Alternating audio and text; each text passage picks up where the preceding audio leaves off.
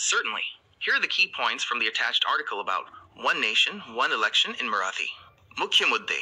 पार्श्वभूमी. भारतात एक राष्ट्र, एक निवडणूक ही संकल्पना बऱ्याच काळापासून चर्चेत आहे.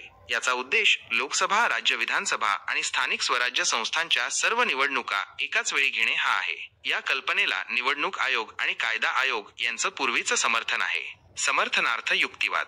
खर्चात कपात. निवडणुका एकत्रितपणे घेतल्यास खर्चात मोठी कपात होण्याची अपेक्षा आहे. प्रशासकीय बोज कमी होईल. एकाच वेळी निवडणुकांमुळे प्रशासन आणि सुरक्षा दलांवरील भार कमी होईल. कार्यक्षमता आणि स्थिरता वाढेल. कमी वारंवार निवडणुकांमुळे चांगले राज्य व्यवस्थापन आणि आर्थिक विकास होईल.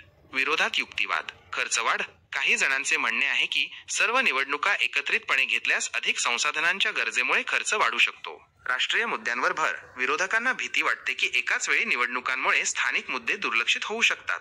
संघराज्यवादाचा धोका. या सुधारणेमुळे भारताच्या संघराज्यवादी रचनेला धोका निर्माण होऊ शकतो अशी भीती आहे. सद्यस्थिती. सरकारने एक राष्ट्र एक निवडणूक प्रस्तावित करून संसदात एक विधेयक सादर केले आहे. तथापि या विधेयकाचा विविध राजकीय पक्षांकडून विरोध होत आहे. विरोधी पक्षांचे म्हणणे आहे की हे लोकशाही विरोधी आहे आणि देशाच्या संसदीय व्यवस्थेला धोका निर्माण करू शकते. आव्हाने. या सुधारणा अंमलबजावणीसाठी घटनादुरुस्ती करणे आवश्यक आहे. सर्व राजकीय पक्षांमध्ये सहमती साधणे हे एक मोठे आव्हान आहे. अशा मोठ्या प्रमाणावरील निवडणुकांसाठी लॉजिस्टिक आणि सुरक्षा व्यवस्था सुनिश्चित करणे हे आणखी एक अडथळा आहे. लक्षात घ्या की हे फक्त लेखातून काढलेले सारांश आहे. अधिक चांगल्या प्रकारे समजून घेण्यासाठी संपूर्ण लेख वाचण्याची शिफारस केली जाते. जर तुमचे कोणतेही प्रश्न असतील किंवा कोणत्याही विशिष्ट मुद्द्यांचे अधिक तपशीलवार स्पष्टीकरण हवे असेल तर मला कळवा. मी आशा करतो की हे मदत करते.